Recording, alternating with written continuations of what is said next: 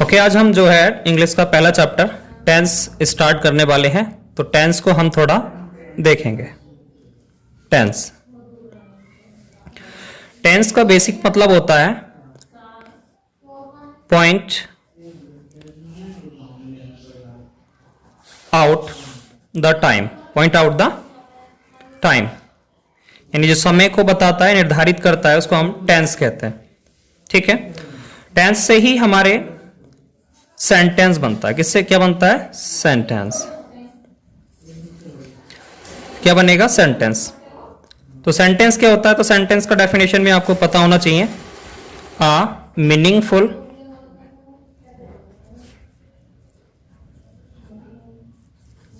Arrangement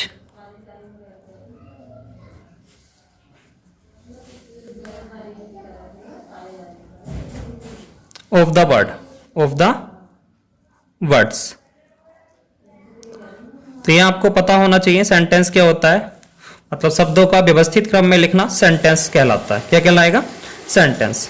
तो sentence काफी types के होते हैं, तो हम इसको देखेंगे। Kinds of sentence. Kinds of sentence. Kinds of sentence को जब हम देखेंगे तो इसके 5 टाइप्स होते हैं। 5 काइंड्स आपको मिल जाएंगे। सबसे पहला हमारे पास आता है असर्टिव,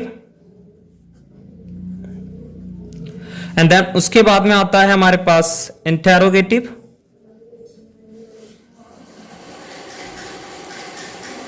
इसके बाद में हमारे पास आता है ऑप्टेटिव, एंड इसके बाद में हमारे पास कंपैरेटिव आता है। कंपैरेटिव के बाद में आपको एक सेंटेंस और मिल जाएगा जिसको हम कहते हैं एक्सक्लेमेटरी।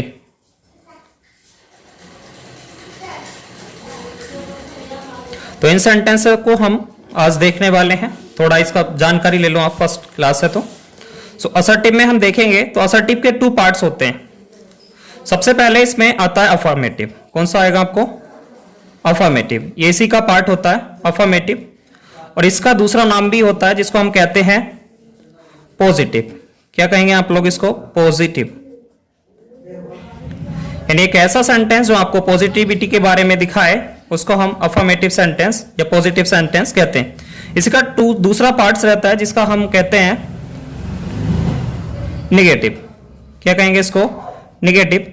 ऐसा सेंटेंस जिसमें नॉट को या नेबर को रिप्रेजेंट किया जाता है उसको हम निगेटिव कहते हैं। तो इसके 2 पार्ट्स होते हैं, एक अफर्मेटिव होता है एंड देन निगेटिव होता है। इंटेरोगेटिव की बात करें तो इसके भी 2 पार्ट्स रहते हैं।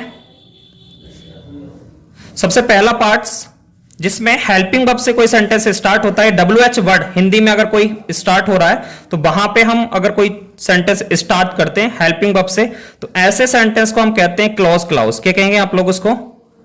Clause clause. क्लाउज का मतलब कुछ और नहीं है, सेंटेंस ही है, कंफ्यूज होने की जरूरत नहीं है। एंड देन वो सेंटेंस जो WH वर्ड से स्टार्ट होते हैं और फिर इनके बाद हेल्पिंग वर्ब वगैरह या फिर सब्जेक्ट आता है, ऐसे सेंटेंस को हम कहते हैं ओपन एंडेड क्वेश्चन। क्या कहेंगे आप लोग इसको? ओपन एंडेड क्वेश्चन कहेंगे आप इसको। ओपन एंडेड क्वेश्चन की चर्चा करेंगे हम बाद में इसको। ऑप्टेटिव सेंटेंस वो सेंटेंस होते हैं जहां पे कोई पर्सन हमारे लिए विश करता है, या हम किसी को या कोई पर्सन हमारे लिए ब्लेस करे या फिर कर्स करे।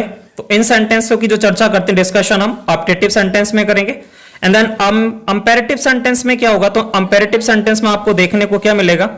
अगर आपसे कोई पर्सन बड़ा है या छोटा है तो रिक्वेस्ट कर सकता है आपसे।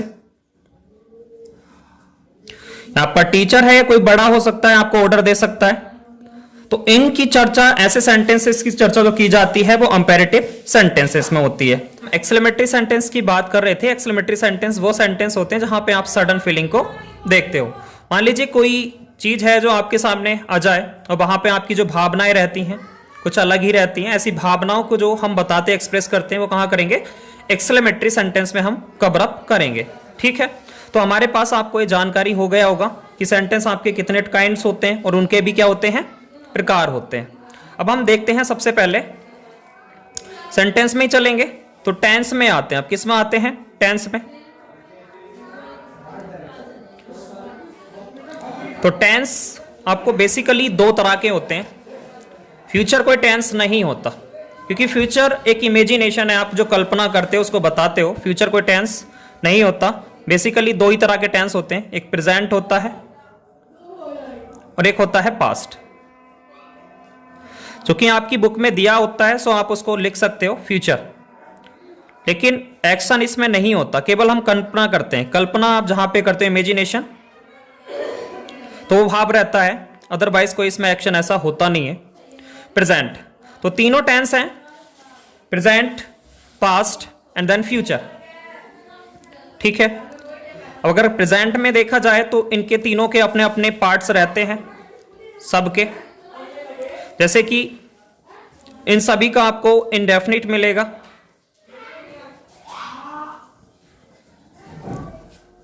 इनका कॉन्टिन्यूअस होता है, इनका परफेक्ट एक पार्ट होता है, परफेक्ट, एंड देन एक परफेक्ट कॉन्टिन्यूअस। क्या? Perfect continuous. तो इनका ये अपने अपने इनके चार पार्ट्स होते हैं सभी सेंटेंसेस के। आप देखोगे तो ये तीन सेंटेंस हैं और तीन के कितने पार्ट आपको मिल जाएंगे? तो आपको ये चार पार्ट मिल जाएंगे, यानी indefinite, continuous, perfect and perfect continuous. तो यहां पे जो परफेक्ट कॉन्टिन्यूअस है, यहां पर कोई एक अकेला सेंटेंस नहीं है, ये दो सेंटेंस का मेल है। मतलब कि कॉन्टिन्यूअस भी इसके अंदर रहता है एंड परफेक्ट भी, दोनों को रेफर करके एक सेंटेंस जो तैयार किया जाता है वो होता है परफेक्ट कॉन्टिन्यूअस। ठीक। अब हम यहां से आगे देखेंगे प्रेजेंट को, तो एक एक करके हम कवर अप करेंगे। सबसे पहले हम देखेंगे प्रेजेंट को। किसको? प्रेजेंट को। तो प्रेजेंट में आप क्या देखते हो? तो प्रेजेंट का बेसिक मतलब आप देखो तो अगर आप इंटर लेवल पर पढ़ रहे हो तो यहां पर रहता है फंक्शनल ग्रामर। तो फंक्शनल वे पे हम इस सेंटेंस को पढ़ेंगे, क्योंकि काफी इंटरेस्टेड सब वो है टेंस, तो यहां पे आपको पढ़ने को मिलेगा। फंक्शनल वे में पढ़ेंगे इसको।